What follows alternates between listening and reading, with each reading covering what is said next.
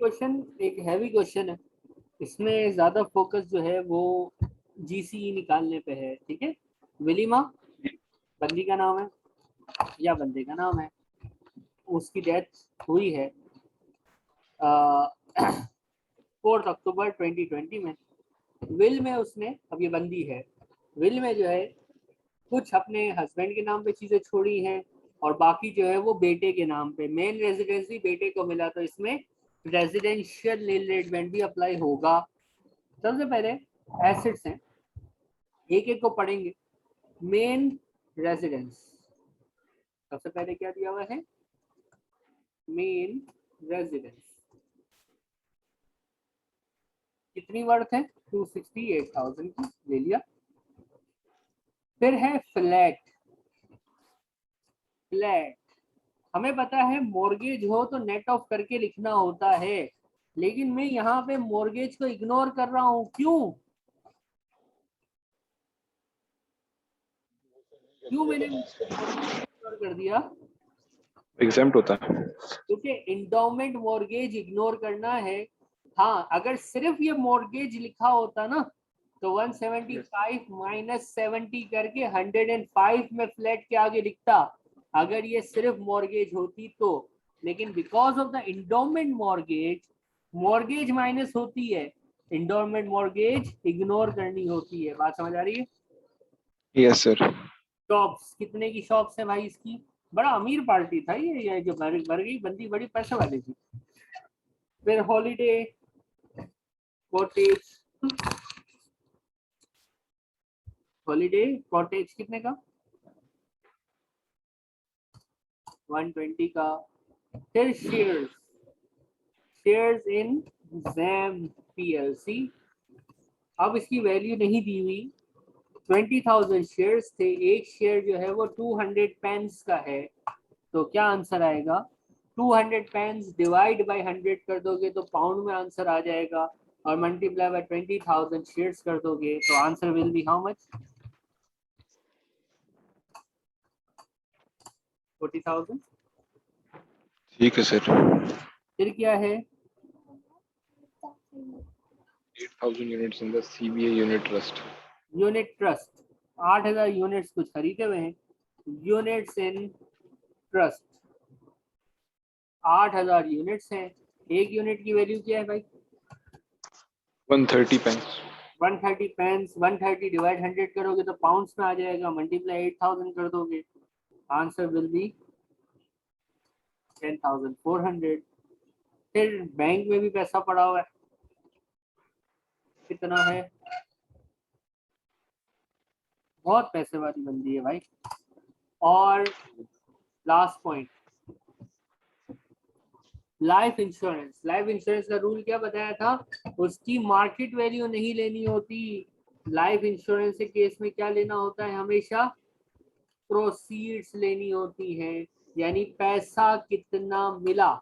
यही मैंने 3 बातें आपको कही थी कि भाई सारे एसेट्स प्लस कर लेना, सारी लायबिलिटीज माइनस कर देना, मॉर्गेज माइनस कर देना, इंडोमेंट मॉर्गेज इग्नोर कर देना, पेंशन फंड इग्नोर कर देना, और इंश्योरेंस की मार्केट वैल्यू कभी भी नहीं लेना। इंश्योरेंस से जो पैसा मिलेगा एग्जीक्यूटर्स को उसके मरने के बाद, वो पैसा ले लेना। तो इंश्योरेंस की वैल्यू लाख है, लेकिन पैसा 2,60,000 मिल रहा है, तो मैंने जो पैसे मिले उसको लिया, सारे एसेट्स हो गए। अब एसेट्स में क्या करूंगा मैं? लायबिलिटीज को लेस करता चला जाऊंगा। इनकम टैक्स ड्यू था इसके सर ऊपर। ये एक चीज बता दें, सर एक चीज बता दें मुझे। जी बोले बोले बोले बोले। सर ये यूनिट्स एंड ट्रस्ट क्या चीज होती है? कोई भी चीज हो, एसेट है ना, उसने किसी ट्रस्ट में कुछ शेयर रखे हुए थे, शेयर्स हैं, यानी कंपनी में शेयर्स होते हैं, ट्रस्ट में यूनिट्स होते हैं। कितने यूनिट्स का अच्छा ऑनर था, यूं समझ लो। ठीक है। ठीक है, अब एसेट है, बस एसेट कोई सा भी हो, बस ऐड करते चले जाओ। बस वो 3 पॉइंट्स, इंश्योरेंस फंड छोड़ देना, इंडोमेंट मॉर्गेज छोड़ देना, और लाइफ इंश्योरेंस की प्रोसीड्स लेना, उसकी मार्केट वैल्यू छोड़ देना। और इंडोमेंट मॉर्गेज के अलावा कोई भी मॉर्गेज है तो वो यहाँ पे लेस होती है। ये हम बार बार आपको बता रहे हैं। ये आखिरी चीज है, इनकम टैक्स हो गया माइनस, और कोई लायबिलिटी है इसके ऊपर? नहीं है। फ्यूनरल एक्सपेंसेस आते हैं नहीं आते? आते हैं सर। कितने के हैं? 2,00,000। और कुछ है? नहीं सर, बस उतना ही है। इसको बोलते हैं हम स्टेट वैल्यू। ये जीसी नहीं आई है क्योंकि जब तक लेगेसीज, एग्जाम लेगेसीज माइनस नहीं होंगी, जीसी नहीं आएगी। मुझे कैलकुलेटर यूज करके इसका आंसर प्लीज बता दीजिए।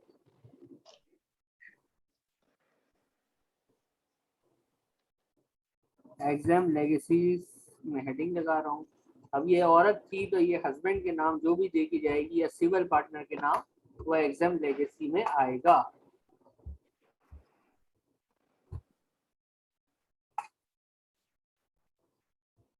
स्टेट वैल्यू जो है वो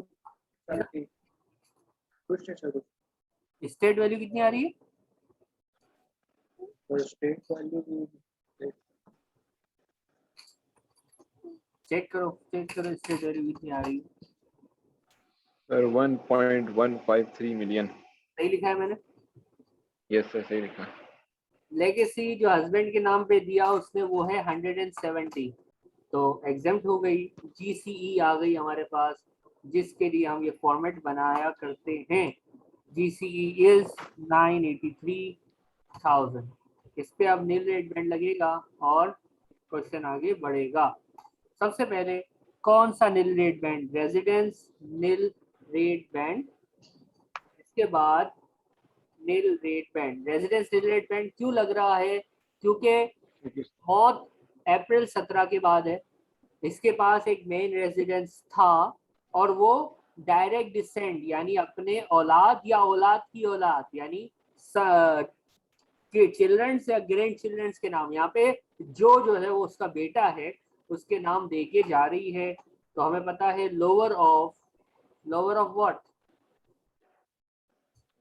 175 ऑफ स्टेट। क्या वैल्यू?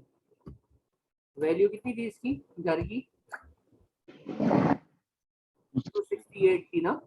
तो इन दोनों का लोअर जो है वो 175 बन रहा है। मैंने 175 लेस कर दिया। नील रेट बैंड की वर्किंग हम कर लेते हैं। कोई लाइफ टाइम ट्रांसफर हुआ है? क्वेश्चन में लिखा हुआ है? नहीं हुआ। नहीं सर, कोई भी नहीं किया। जरूरत भी नहीं है। 3,25,000 का nil rate band direct less हो गया। हमारे पास टैक्सेबल वैल्यू आ गई, विच इज हाउ मच?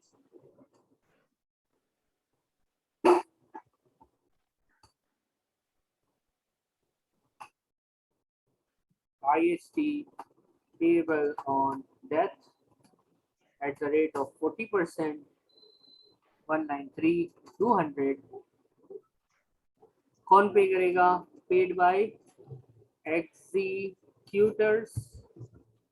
और ड्यू डेट क्या होगी? मंथ ऑफ डेथ अक्टूबर को छोड़ो, छठा महीना गिनो तो नवंबर, दिसंबर, जनवरी, फरवरी, मार्च, अप्रैल 2021। ये रिक्वायरमेंट दी था। ए रिक्वायरमेंट 193,200 पे खत्म हो गई। पेपर में 193,200 पे रिक्वायरमेंट ए जो है वो खत्म हो गई। और बी रिक्वायरमेंट कि कब पे करेगा और कौन पे करेगा, ये हमने कर दिया।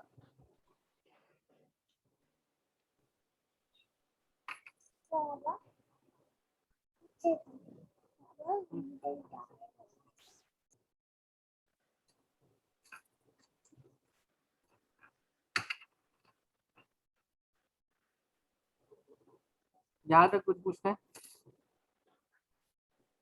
नहीं सर।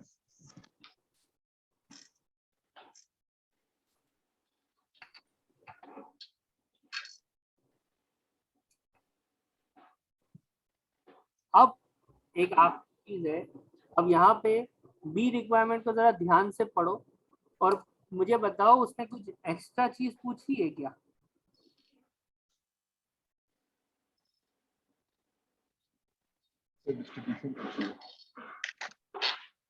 Distribution of state.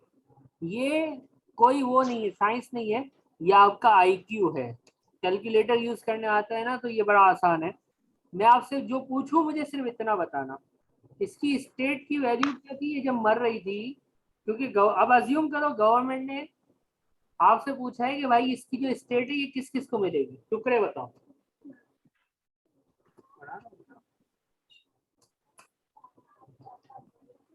और इसके हस्बैंड को मिल रही है नहीं नहीं नहीं, स्टेट की टोटल वैल्यू क्या थी? 1153,000। 153,000। कोई मसला? No sir. इसमें से इसने हस्बैंड के नाम कितना कर दिया था? 170,000। 1,70,000। और HMRC के नाम कितना कर दिया है? सर ये क्या बात कर रहे हैं आप? 193। आपको तो टैक्स परेशानी हो रही पेबल है? है ना। ये आसान लग रहा है। क्या कह रहे हैं सर? HMRC के नाम कितना करके मर गई? 193,200। बेहतरीन बेहतरीन। अगर ये 193,200 डोनेट कर देती तो क्या ही बात होती। ये 193,200 HMRC के नाम कैसे करके मर गई? क्योंकि इसकी प्रॉपर्टी पे टैक्स लग रहा है ना भाई। यानी Yes, sir. 1,153,000 की स्टेट है, 1,70,000 तो शोहर साहब ले जाएंगे, उसमें से फिर 193,200 जो है वो HMRC अपना टैक्स ले जाएगा। तो जो रेजिड्यू बचा, रेजिड्यू ऑफ स्टेट, वो कितना बचा? Calculator please. 790। ये बचा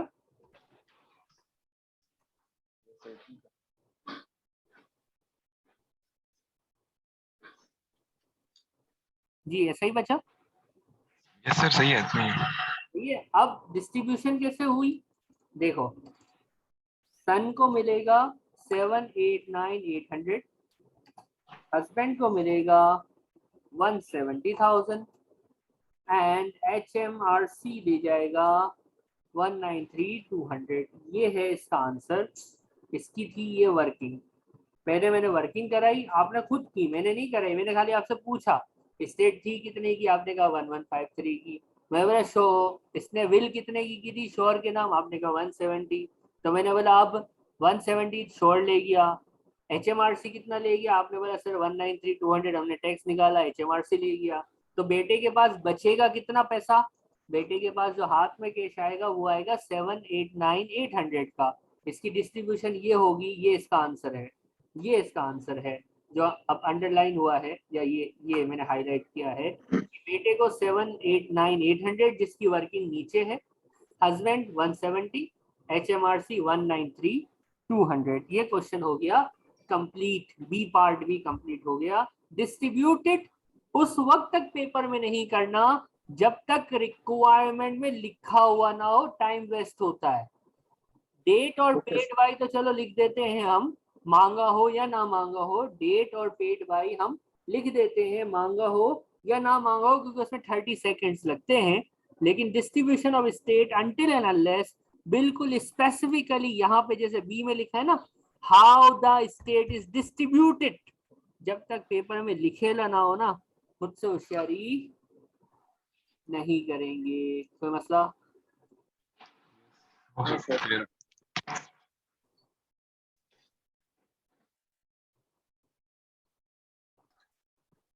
लास्ट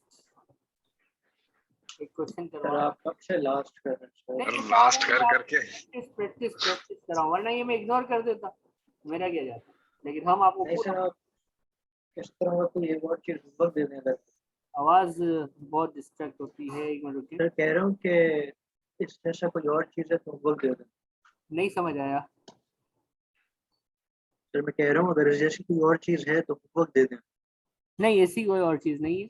बस अब हस्बैंड वाइफ की एक आखिरी बात हमने पढ़नी है।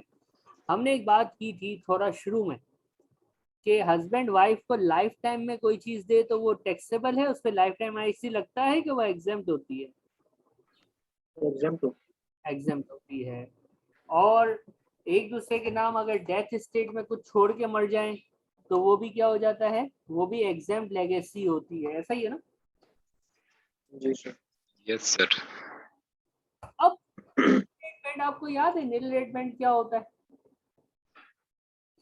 जी सर याद है। जिंदगी में नील स्टेटमेंट पे खराब हुई भी हमारी IAC के अंदर है ही नील स्टेटमेंट सारा। तो अब हस्बैंड और वाइफ, ये आखिरी टॉपिक है इस चैप्टर का और ये चैप्टर खत्म, इनहेरिटेंस टैक्स का टॉपिक खत्म। ये एक क्वेश्चन मैं कराऊंगा, एक आप करेंगे, ये खत्म हो जाएगा।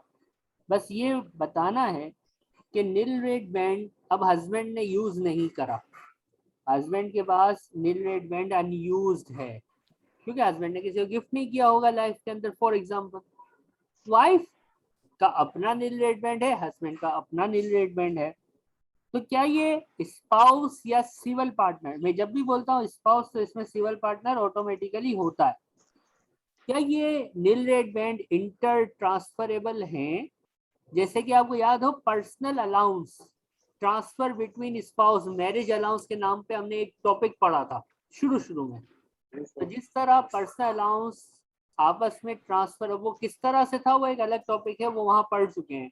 तो उसी को यूं समझो कि नील रेट बैंड भी आपस में क्या होता है, अनयूज्ड हो ना, अगर नील रेट बैंड एक स्पाउस का तो वो दूसरे स्पाउस को ट्रांसफर हो सकता है। लेकिन ये कैसे ट्रांसफर होगा, बस एक क्वेश्चन अगर ये वाला समझ आ गया तो आपको ये टॉपिक आ जाएगा, ये कोई मुश्किल नहीं है। विंस्टन डाइड, कब मरा?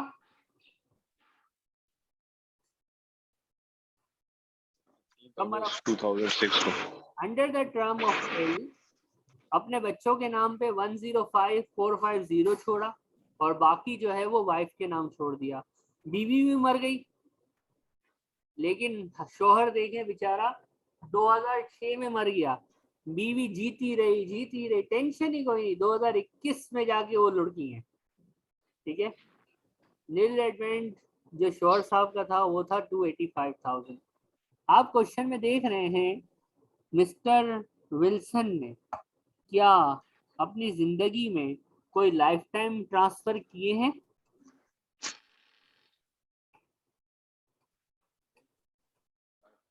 जी, क्या क्वेश्चन में विल्सन का कोई लाइफ टाइम ट्रांसफर है? No sir. और विल्सन साहब जो हैं उनका जो जब वो उन्होंने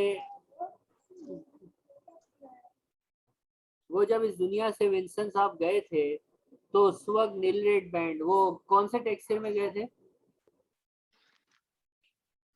6-7 में गए थे। हाँ 6-7 में गए थे ना। अच्छा,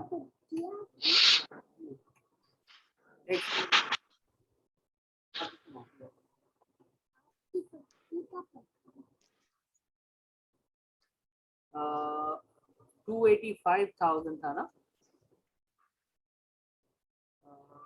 टेक्सचर है ये 67, दानिश ने हमें बताया, which is unused। यहाँ तक कोई मसला है? नहीं सर। अब which is unused by ये मेरा सवाल समझो, आप मैथमेटिशियंस हो, मैथ्स आपको आती है, ये आप मुझे करके देंगे। which is unused by how much? By full amount. Nil rate band होगा इसके पास? Yes sir. 285 का ना। इसके अपने एसेट्स जो हैं वो कितने के थे?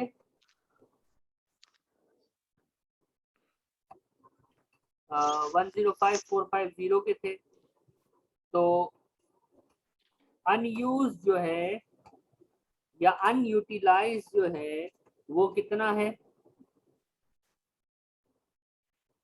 यानी इसके अपने एसेट्स थे जो नील रेट बैंड में कंज्यूम हो गए होंगे और 179,550। वो 105 के थे। तो अनयूज्ड कितना रहा? 17 कितना का? 179,550। 179,550 179,550। ये हमने वर्किंग भी कर दी। जी उबैद, कोई इशू है अभी तक? ये 105,450 वाला अमाउंट समझा दो थोड़ा सा। क्वेश्चन में देखो, अगर मैं आपसे कहूं इसको यूं करो कि मिस्टर विंसन है, उनकी जीसीई जो है वो कितनी है? 105,450। ठीक है, जो इसने अपने बच्चों के नाम पे छोड़ा है ना, बीवी वाली तो एग्जाम जी। थी वो हटा दी। नील रेट बैंड आएगा। नील रेट बैंड उस साल कितना था जिस साल इसकी डेथ हुई थी, टैक्स ईयर ऑफ डेथ आता है ना, तो ये अच्छा सर, ठीक है, ठीक है, ये ठीक हो हो गया गया, clear है। जीरो। लेकिन नील रेट बैंड की अमाउंट ज्यादा थी, इसकी स्टेट की वैल्यू कम थी, तो नील रेट बैंड एक्स्ट्रा था। नील रेट बैंड एक्स्ट्रा था। आज तक हमने इसको इस पॉइंट ऑफ व्यू से नहीं देखा था। आज तक हम सिर्फ ये कहते थे कि टैक्सेबल अमाउंट जीरो हो जाती है, टैक्सेबल अमाउंट नेगेटिव में नहीं होती। लेकिन टैक्सेबल अमाउंट जीरो होने का मतलब ये होता है कि आपकी इनकम, इनकम इस तरह नहीं बोलते हम इधर, आपकी जीसीई जो है वो कम है, आपकी चार्जेबल अमाउंट कम है और आपको रिलीफ बैंड जो आपको अवेलेबल है वो ज्यादा है। तो अब यहाँ पे अब उल्टा देख रहे हैं। उल्टा कैसे देख रहे हैं कि भाई कितने से आपका बैंड ज्यादा था, तो 179550 आ गया। कोई मसला? नहीं सर, ठीक है। अब मैं आपसे एक बात पूछूंगा, ये वर्ड मैंने जरा ध्यान से सुनो। Which is how much, which is, इसको मैं नीचे लिखता हूँ वरना वो हो जाएगा।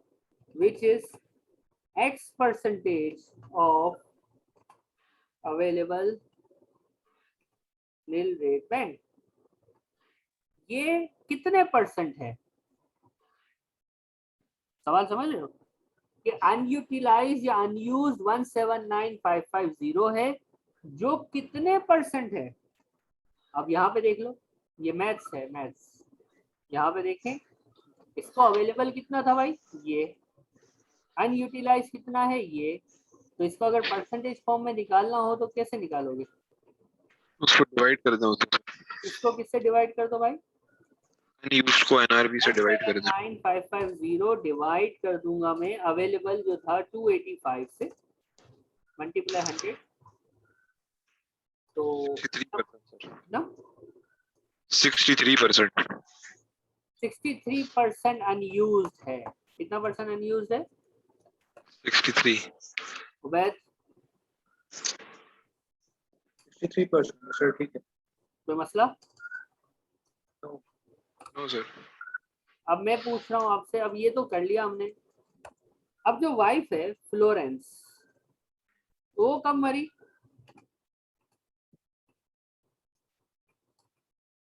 वो कब लुढ़की? 2021 में। 2021 टैक्स ईयर में मर गई वो, 2021 में। यस सर, हमारे वाले टैक्स ईयर। हमारे टैक्स ईयर में नील रेट बैंड अवेलेबल था इतना। Unused bye husband, unutilised bye husband, कितना अनयूटिलाइज्ड बाय हस्बैंड है? लेकिन 179550। जी उबैद, अनयूटिलाइज्ड बाय हस्बैंड कितना है?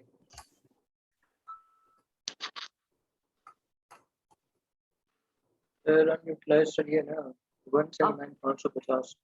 अब आप लोग यही समझ रहे हैं, आप अपने हिसाब से सही है, लेकिन वो जो 179550 का अनयूटिलाइज निकला हुआ है, वो क्या 325 की बेस पे निकला हुआ है कि वो उस नील रेट बैंड की बेस पे निकला हुआ है जो कि उसकी डेथ के टाइम अवेलेबल था हस्बैंड की? सवाल है। टाइम पे अवेलेबल था। तो ये 325 की बेस पे तो नहीं निकला हुआ। नो सर, तो हम क्या करें? उसको 63% ले लें थी 25 का। अब हम क्या करेंगे, हम 325 का 60, ये परसेंटेज ऊपर इसीलिए निकाली थी कि 63% अनयूटिलाइज था। ये जो बंदी मरी है इस साल जो है, वो आपके पास जो बैंड है वो है 325, अनयूटिलाइज जो है वो है 63%। तो 325 का 63% कितना आता है?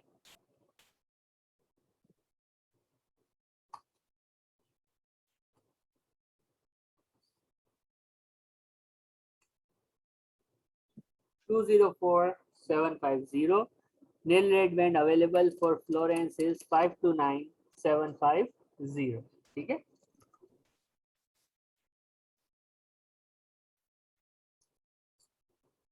जी सर, ठीक है, बस एक मिनट कॉपी कर। एक छोटी सी बात और है कि जब हम फ्लोरेंस की वर्किंग करेंगे तो इसमें नील रेडमेंट अब 3,25,000 से लेके क्वेश्चन सॉल्व करेंगे कि नील रेडमेंट 529,750 लिख के क्वेश्चन सॉल्व करेंगे? सर फुल अमाउंट लेंगे 529,750। और फिर इसमें वही लेस होगा प्रीवियस 7 ईयर वाली कहानी जो हम पढ़ते थे। जी सर। आपका इनहेरिटेंस टैक्स का टॉपिक खत्म हो गया।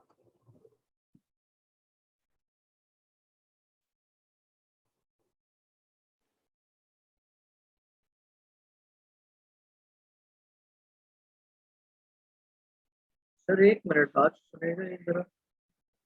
जी जी बोलिए। सर हस्बैंड का तो था ही 285 ना, हाँ हाँ, तो सर फिर हमने 325 का 60% में लिया। क्योंकि जब वाइफ मरी है तो उस वक्त क्या वो 285 वाले टैक्स ईयर में मरी है? अच्छा हमने फोकस जो है वो रेट पे करना है यहाँ पे। जी, हमें वाइफ को देना है ना, वो बच गई है। और आमतौर पे बीवियां ही जिंदा बचती हैं, शोहर तो बेचारे जी शरीफ सर। आदमी होते हैं। देखो वो 2006 में मरा, बीवी 2021 तक जिंदा है। तो जो दूसरा पार्टनर जिंदा है ना, उसके उसको मिलेगा अनयूटिलाइज। तो जो जिंदा वाला है जिसको ट्रांसफर हो रहा है, उसका टैक्स ईयर ऑफ डेथ हम कंसिडर कर रहे होते हैं और परसेंटेज। पिछले साल से जो है वो रेट उठाते हैं हम लोग। ठीक है। ठीक है सर।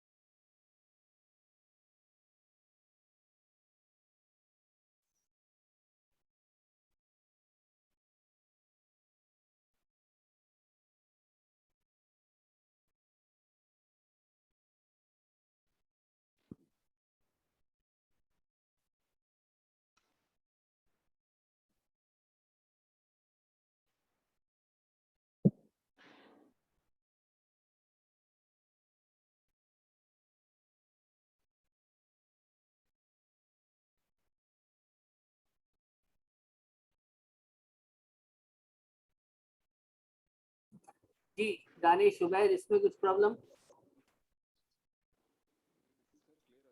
नहीं सर ठीक क्लियर है। है सर, क्लियर है। ये हमारा इनहेरिटेंस खत्म हो गया है, लेकिन अभी अभी पढ़ा है तो एक प्रैक्टिस क्वेश्चन तो बनता है, वरना मजा कैसे आएगा। ये लास्ट क्वेश्चन है, टॉपिक खत्म हो गया है, ये करके देना है आपने। शाबाश, फिर छुट्टी।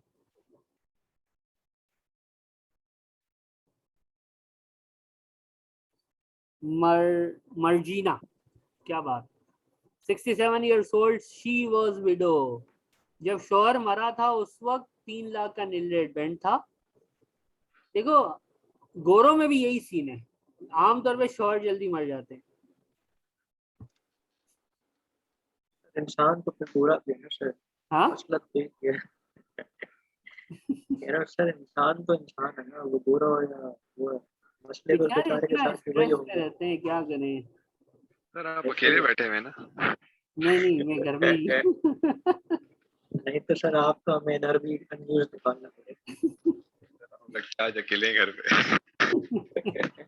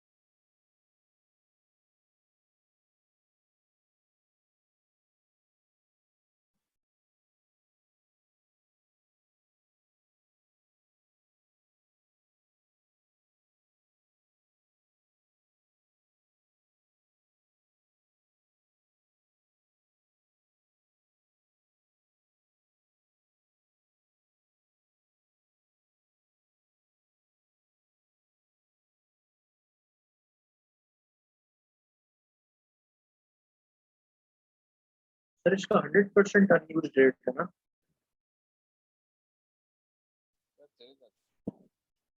दानिश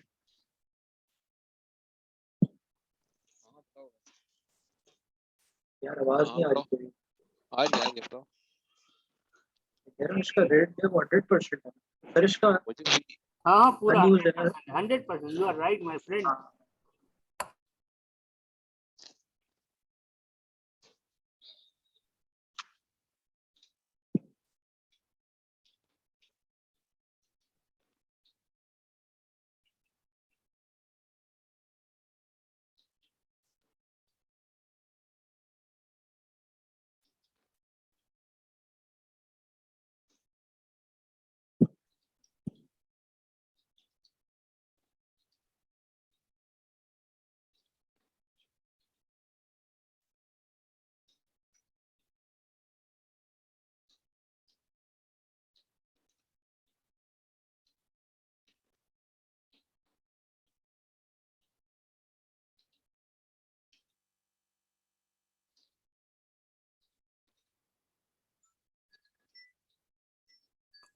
जी भाई, कोई लाइफ टाइम ट्रांसफर नहीं है। ए पार्ट हम कर रहे हैं। इसकी जीसी मरीजा जीसीई कितनी है?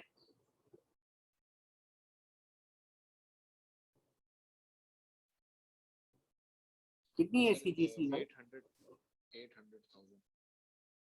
1 मिलियन की है। नील रेट बैंड वर्किंग होगी।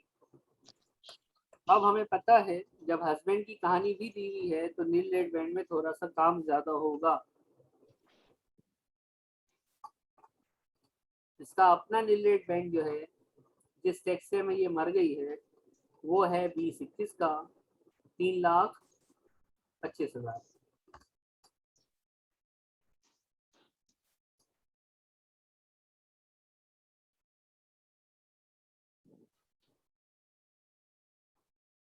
हस्बैंड का अनयूज्ड आएगा। कितने परसेंट आ रही है? वो परसेंटेज क्या आ रही है? 100%। 100% कैसे आया? तो क्योंकि उसने कोई ट्रांसफर नहीं किया।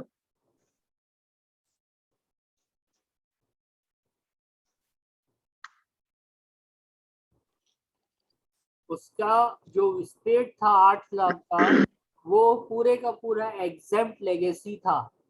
8 लाख उसने पूरा अपनी बीवी के नाम छोड़ दिया था, तो उसकी कोई जीसीई थी ही नहीं, यानी जीसीई 0 थी। और बैंड जो अवेलेबल होगा उस वक्त वो 3 लाख का होगा। तो 100% ऑफ 325, क्योंकि हम जिस साल वाइफ मरी है उस साल 325 पे ही लेते हैं। तो वाइफ के लिए जो अवेलेबल ये हो गई, वो हो गई 3 3 6 6.5 लाख। 650। क्या कोई लाइफ टाइम इसमें ए रिक्वायरमेंट की बात कर रहे हैं? तो लाइफ टाइम में तो कुछ भी ट्रांसफर नहीं है ना ए रिक्वायरमेंट के अंदर। टैक्सेबल अमाउंट आ जाएगी।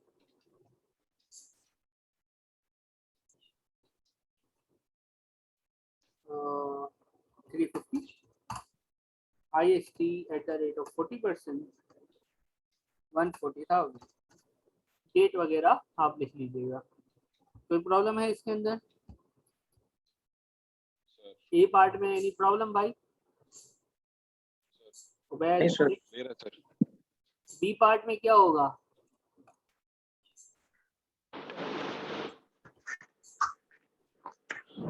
वही वर्किंग जो हमारी होती है। अब ये डेथ स्टेट है तो 7 years प्री डेथ क्या लेते हैं हम? GCA। अब इसकी डेट की रेंज बनाएंगे। आंटी कब मरी है भाई? 23 मई 2020। 7 साल पीछे चले जाओगे तो 23 मई 2013। इसने बी रिक्वायरमेंट में लिख दिया है कि 16 मार्च 2007।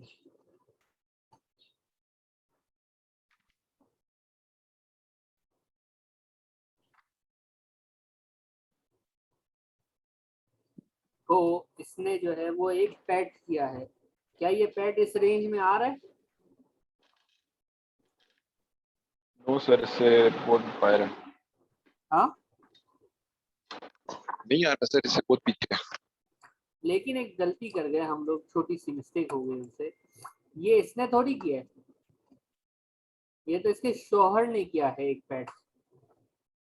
बी पार्ट में इसके हस्बैंड ने एक पेट किया है, तो हस्बैंड ने किया है तो परसेंटेज वेरी करेगी इसकी, तो इसने तो किया ही नहीं है तो इसके यहाँ तो आना ही नहीं है, इसने तो कुछ भी नहीं किया ना। अब इसके हस्बैंड की वर्किंग हम देखेंगे, हस्बैंड की वर्किंग दोबारा करनी पड़ जाएगी, क्योंकि हस्बैंड ने एक क्या किया हुआ है लाइफ के अंदर, पेट किया हुआ है। अब कैसे होगा, कितने का इसने हस्बैंड ने गिफ्ट किया था? 18600।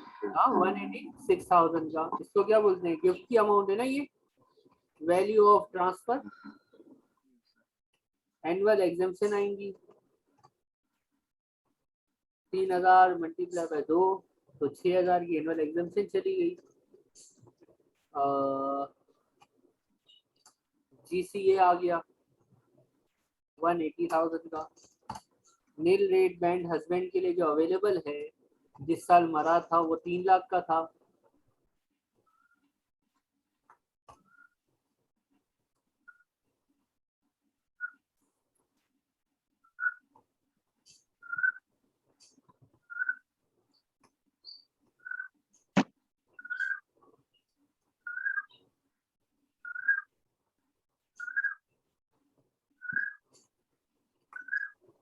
टैक्सेबल अमाउंट 0 हो गई, लेकिन ये वर्किंग करके हमें ये आइडिया हो गया यहाँ पे देख के कि अनयूटिलाइज कितना रह गया बैंड, बताएंगे? सर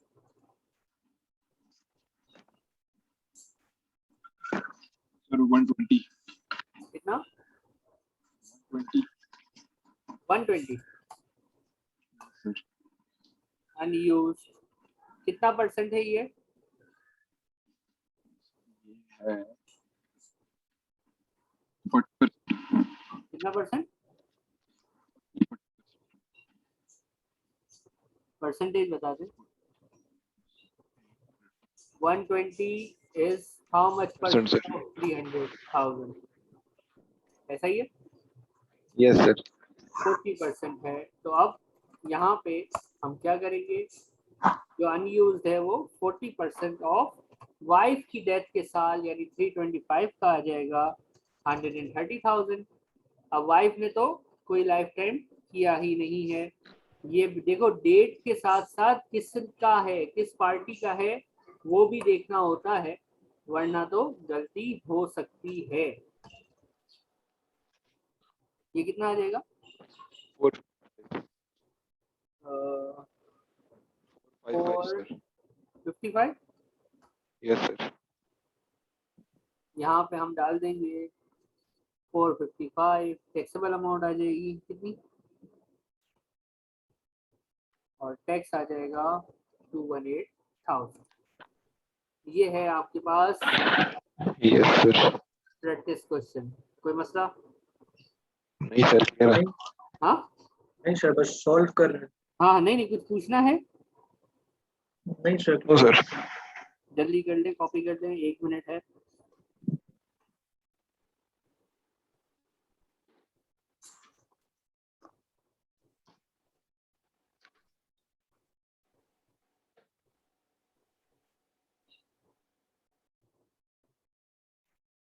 जिस तरह नील रेट बैंड ट्रांसफर होता है, इसी तरह रेजिडेंशियल नील रेट बैंड भी ट्रांसफर होता है, सेम तरीका सेम मेथड पे।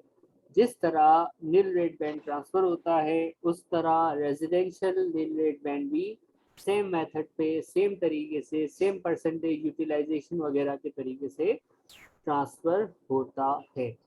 इनहेरिटेंस टैक्स का चैप्टर हमारा कंप्लीट हो गया है। सर ये आखिरी बात आपने क्या कही है?